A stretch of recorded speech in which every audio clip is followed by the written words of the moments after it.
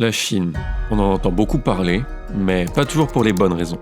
Alors j'ai eu envie d'aller voir sur place. Bon, je connaissais déjà Pékin, j'y étais allé il y a 15 ans, mais là je voulais voir tout le pays, la culture, les gens, et bien sûr l'architecture. Alors je me suis donné 1 mois pour faire le tour du pays, et après mes premiers jours à Shanghai, je suis arrivé à Hangzhou.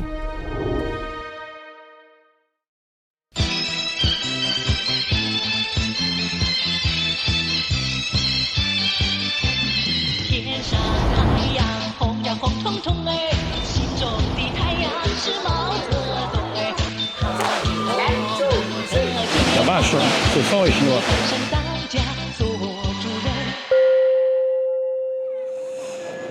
Bon, bienvenue à Hangzhou. On est au bord du lac de la ville, qui est un endroit magnifique et très touristique. Je pense que ça se voit un peu autour de moi, que c'est bondé de monde. Alors, évidemment, déjà que j'attire l'attention avec mes 2 mètres au milieu de la foule, avoir la caméra plantée sur moi, ça n'arrange pas mon affaire. Alors, on est en train de faire le tour de ce lac. Et regardez ce que j'ai comme vue. C'est vraiment pas mal. Alors, Hangzhou, où est-ce que c'est? On est à 1 heure de train, 1h30 environ, à l'ouest de Shanghai. Donc c'est très facilement accessible, je suis venu ici en train. Mais c'est fou parce qu'on est assez proche de Shanghai et pourtant, c'est pas du tout la même ambiance, c'est pas du tout la même sensation. Les gens sont beaucoup plus ouverts.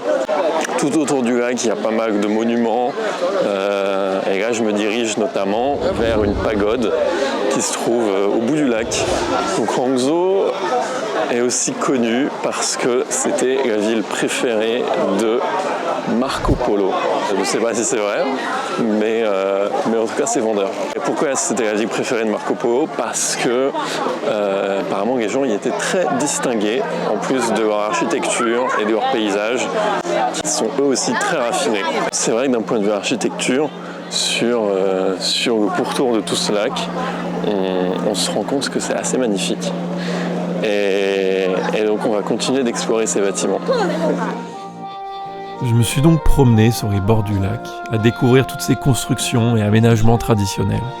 Au final, j'étais surtout en train de moi-même devenir une sorte d'attraction locale, les Chinois n'étant pas très habitués aux étrangers.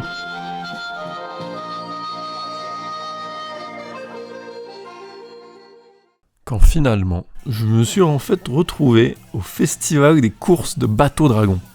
Un sport traditionnel chinois avec des groupes entiers de personnes qui pagaillent au rythme des tambours. Après tout ça, je suis enfin arrivé au bâtiment emblématique de cette ville, la pagode de Leifeng.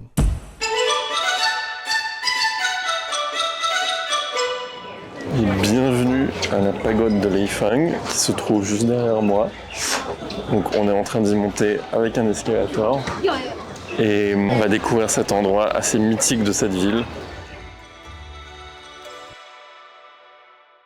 Alors actuellement on se trouve sous la pagode. Donc qu'est-ce que c'est une pagode? Une pagode, ça vient abriter une relique bouddhiste la plupart du temps. Et donc ici la relique était conservée au cœur, en souterrain, au cœur de ce que vous voyez ici. Comme vous pouvez voir, il y a cette énorme structure en acier qui en fait soutient aujourd'hui toute la pagode.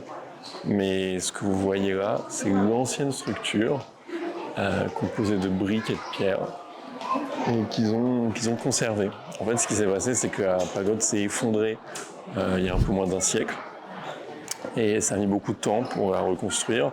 Et à la fin du XXe siècle, en 1999, je crois, ils l'ont reconstruite intégralement et ils ont préservé la structure d'antan. Donc en fait, on a un monticule de terre sur plusieurs mètres de hauteur.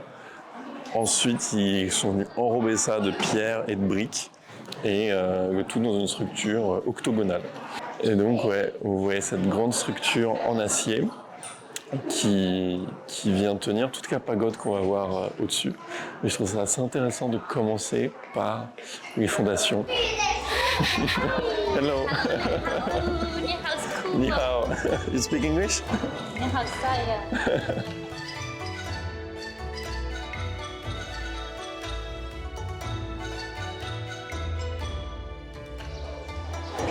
Et nous voilà maintenant au niveau 0 Comme je l'ai expliqué tout à l'heure, la pagode a été intégralement reconstruite en 1999 parce qu'elle était effondrée, il ne restait plus que les ruines qui sont encore visibles à sa base. Et donc quand ils ont reconstruit, à la base c'est une pagode qui était faite avec une structure en briques et en bois. Et forcément ils ont reconstruit avec une structure en acier. Simplement les éléments d'emboîtement que vous voyez juste ici, ces éléments traditionnellement sont en bois. Et ici ils les ont fait en cuivre. Donc c'est assez intéressant.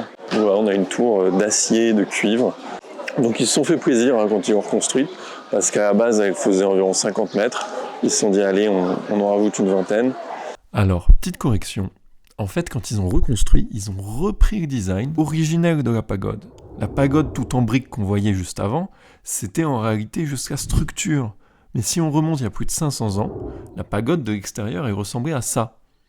Ce qui s'est passé, c'est que vers le XVIe siècle, des pirates japonais ont débarqué à Hangzhou et ils ont tout cramé. Donc depuis, elle est restée comme ça, et finalement elle s'est effondrée au début du XXe siècle. Voilà, quand il a été question de les reconstruire, ils ont préféré prendre le vieux design ancestral qu'on n'avait pas vu depuis plus de 500 ans. Et donc l'accès se fait par ici, où il y a un grand ascenseur de verre en plein milieu. Voilà, ça c'est typique des reconstructions chinoises. Ils rendent ça très accessible, très touristique. Il y a un gros escalier en béton et une grosse tour de verre au centre pour pouvoir accéder au sommet facilement. Alors, c'est un débat ça d'ailleurs. Quand on doit intégrer des éléments de tourisme au sein d'un bâtiment iconique, traditionnel, important culturellement, qu'est-ce qu'on fait en tant qu'architecte? Est-ce que on réutilise la même méthode architecturale? On essaye de s'intégrer exactement dans le style qui a été fait en utilisant les mêmes matériaux. Est-ce qu'ils auraient dû faire un escalier traditionnel chinois? Est-ce qu'ils auraient dû un peu camoufler leur ascenseur avec des décorations? Ou alors, au contraire, prendre un virage extrêmement moderne où on laisse ça en béton, en verre, en acier assez brut et on vient contraster pour dire regardez, ça c'est pas le bâtiment traditionnel, c'est ce qu'on est venu rajouter. L'exemple le plus connu, c'est la pyramide du Louvre. C'est un peu particulier vu qu'elle a aussi un rôle iconique, c'est pas que utilitaire, mais voilà, on a voulu venir contraster en rajoutant un élément qui servira au tourisme et qui servira à tout cela. Et ça n'aurait pas eu de sens d'essayer de faire une fausse façade du Louvre ou quelque chose de reconstitué au XXe siècle. Ça aurait été un petit peu gênant de faire ça. Et là, c'est exactement ce qu'ils ont fait. Ils sont venus contraster avec l'existant.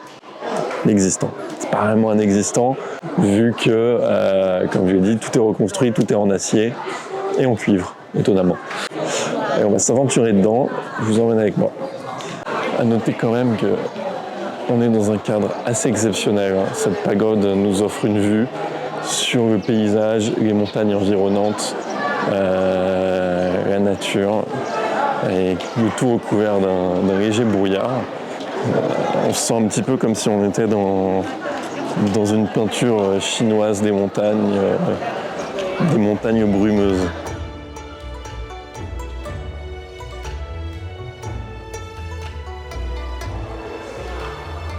Donc, nous voici maintenant au sommet de la pagode. Et ce que vous pouvez voir ici, c'est ce dôme d'or qui recouvre toute cette toiture et tout ce dôme, toute la partie intérieure du dôme. C'est assez impressionnant. Et tout le long, tout autour ici également, on a des espèces de bas-reliefs taillés dans du bois. Et bien évidemment, la petite vue.